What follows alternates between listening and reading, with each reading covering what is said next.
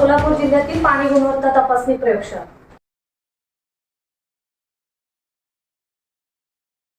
पृथ्वीचा 3/4% भाग म्हणजे जवळपास 75% भाग हा पाण्याने व्यापलेला आहे. पण ते पाणी हे समुद्राच्या स्वरूपात आहे. फक्त 3% पाणी हे गोड पाणी आणि त्यातलं पण फक्त 1% पाणी हे आपल्याला पिण्यासाठी उपयुक्त आहे. म्हणजे आपल्याला पाणी किती जपून वापरलं पाहिजे याचा अंदाज येतो.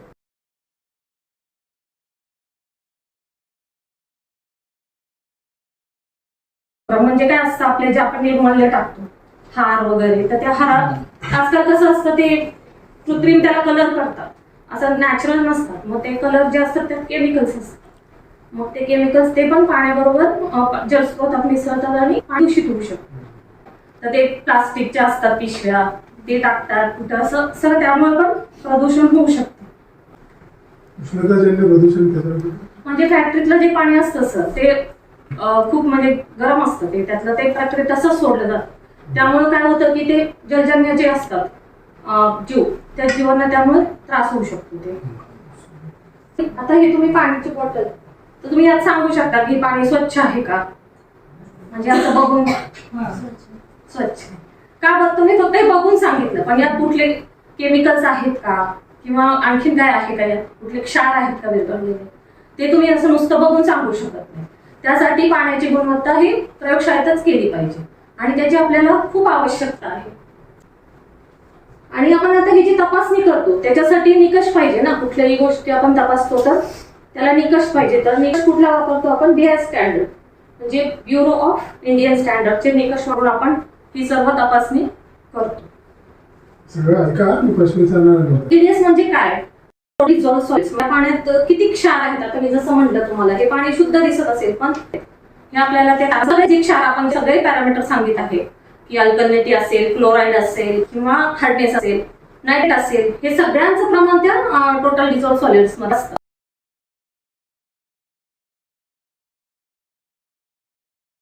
पाणी जे असतं ते वाहत येतं, मग ते खड्यांच्या सानिध्यात मॅग्नेशियम हे जे असतं ते होतं, त्यामुळे पण पाण्याचा TDS वाढू शकतो. दुसरा आहे कृषी रनऑफ, औद्योगिक आणि सांडपाणी. हे पण आजकाल म्हणजे पाणी प्रदूषित होण्याचं आता पहिले एवढं नव्हते, आपण आता खूप आधुनिकीकरण झालं. आपल्याला पण बऱ्याचशा गोष्टी सिंपल आरोच बघितलं तर त्यातून पण खूप समजा वेस्ट वॉटर होतं. आणि हे असं सगळं ते आहे, औद्योगिकरण, कारखाने खूप झालेत, इंडस्ट्री खूप झाल्या आहेत. त्यामुळे काय होतं, त्यातलं जे पाणी असतं, पाणी प्रदूषित कारण बघितलं तर ते पाणी कुठली डायरेक्ट ते जलस्रोतांमध्ये सोडलं जातं, त्यामुळे TDS वाढू शकतो. सांडपाणी आपण जे सोडतो बाबा, ड्रेनेजचं पाणी म्हणा किंवा घरगुती धुण्याचं वगैरे पाणी असतं, तर ते पावडर हे घेऊन त्याचा TDS वाढू शकतो. कृषी रनऑफ, कृषी म्हणजे काय होतं, पाऊस आता खूप जर मोठा पाऊस झाला तर त्या पावसामुळे काय होतं, पाण्यातली माती सगळी माती, त्याबरोबर खतं असतात, कीटकनाशक वापरलेले असतात, त्यातलं जे पाणी सगळं जलस्रोतात मिक्स होऊन ते वाढू शकतो. आणि हे पाण्याची पातळी खोलते. मगाशी मी सांगितलं तसं की खूप खोल गेल्यामुळे काय होतं ते आणि त्यांचं कॉन्सन्ट्रेशन वाढून TDS वाढतो पाण्याचा. त्याला ते उदाहरण द्या. लिंबूचं तुम्हाला जे उदाहरण सांगितलं ना, कमी पाणी असेल, एकच लिंबू आहे, तुम्ही पाणी टाकणार तर ते तुम्हाला जास्त आंबट लागणार. ते समजा पाणी जास्त असेल आणि त्याच लिंबू असेल साईज, तर तुम्हाला ते कमी लागणार का, कॉन्सन्ट्रेशन म्हणजे मला ते सांगायचं आहे की तिथे घटक जास्त एकत्रित येतात, त्यामुळे त्याला ते लिंबूची चव जी आहे ती जास्त येते. तर तसं होतंय, जितकी बिजल पाणी पातळी खाली जाते ना, बिजल पाणी पातळी खाली जाते म्हणजे काय, तुमचा ग्लास जो आहे तो कमी पाण्याचा आहे.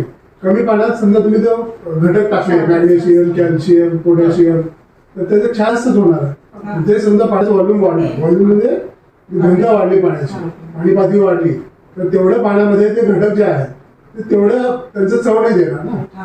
म्हणून तुम्हाला ते पाणी प्यायला थोडं बरं वाटतं. म्हणजे खोलवरचं जे पाणी आहे तिथे कॉन्सन्ट्रेशन जे वापरलं मॅडम त्या अर्थी वापरलं. केमिकल पॅरामीटरचं असं नाहीये की तुम्ही आज पिलं म्हणजे आज जास्त TDSचं पाणी पिलं उद्या तुम्हाला लगेच किडनी स्टोन झाला, असं नसतं. हे जर जास्त सातत्याने आपण तेच पाणी पिलो किंवा त्या पाण्याचा वापर आपण जास्त केला, जास्त कंझ्युम केलं तरच ते होऊ शकतं. म्हणजे बॅक्टेरियोलॉजिकल अनालिसिस जंतूंचं कसं असतं, जर ते आपण पिलं तर आपल्याला लगेच त्याचं हे होऊ शकतं, तसं केमिकलचं नाही. तुम्ही जर खूप सातत्याने जर त्याचं सेवन केलं तरच ते रोग होऊ शकतात. आणि साधारणतः तुम्ही जर बघितलं ना तर 80% जे आपले आजार असतात साधारणतः तर ते पाणी या घटकामुळेच आजार झालेले असतात. तर आता हे सगळे आपण बघितले आरोग्यावर होणारे परिणाम. याचा उपाय काय करायचा, तर याच्यावर TDS टाळण्याचं एकच आहे की फिल्टरचा वापर करा. कारण ते असं काही उकळून हे कमी होत नाही, ते उलट वाढतं. तर आपण हे रिव्हर्स ऑस्मोसिस जे सिस्टीम आहे, आरोचं पाणी जे आपण म्हणतो ते आरो फिल्टरचा वापर करणे हे एकच त्याच्यावर सोल्युशन आहे. बेस्ट TDS किती पाहिजे तर 50 ते 150. हे म्हणजे बेस्ट एक्सलंट आपलं म्हणतं एक्सलंट की 50च्या कमीचा जो TDS असतो त्यात चवच नसते, म्हणजे ते पाण्याला 150 ते 300 पण ऍक्सेप्टेबल आहे, म्हणजे आपण ते पिऊ शकतो. तसंच कुठली प्रक्रिया न करता 150 पर्यंत आपण पाणी पिऊ शकतो. नायट्रेटचं प्रमाण आपल्या जिल्ह्यात स्पेसिफिकली मोहोळ, पंढरपूर आणि दक्षिण सोलापूर या 3 ठिकाणी तर नायट्रेटचं प्रमाण खूप आहे. म्हणजे पंढरपूर, मोहोळ आणि साऊथ सोलापूरमध्ये पाण्यात नायट्रेट का वाढतं, तर शेतीतील खत जे आपण नायट्रेट हे वापरतो, पोटॅशियम नायट्रेट वगैरे जे खत वापरतो, युरिया वापरतो, मग त्यामुळे काय होतं ते पावसामुळे जर ते पाणी ते त्यातले जे खत असतात ते पाण्याबरोबर होऊन ज्या स्रोतात मिक्स होतं.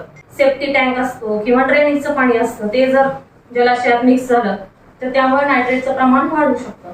औद्योगिक सांडपाणी, मग अशी जो विषय आला तोच की औद्योगिकरण खूप झालं आहे, त्यामुळे काय होतं की कारखान्यातलं पाणी मिक्स होऊन जलाशय आपले दूषित होत आहेत. महिन्याखाली बाळामध्ये ब्लू बेबी सिंड्रोम तर तर ब्लू बेबी सिंड्रोम म्हणजे काय तर ते त्वचा निळसर होते, छोट्या मुलांमध्ये होतं हा रोग.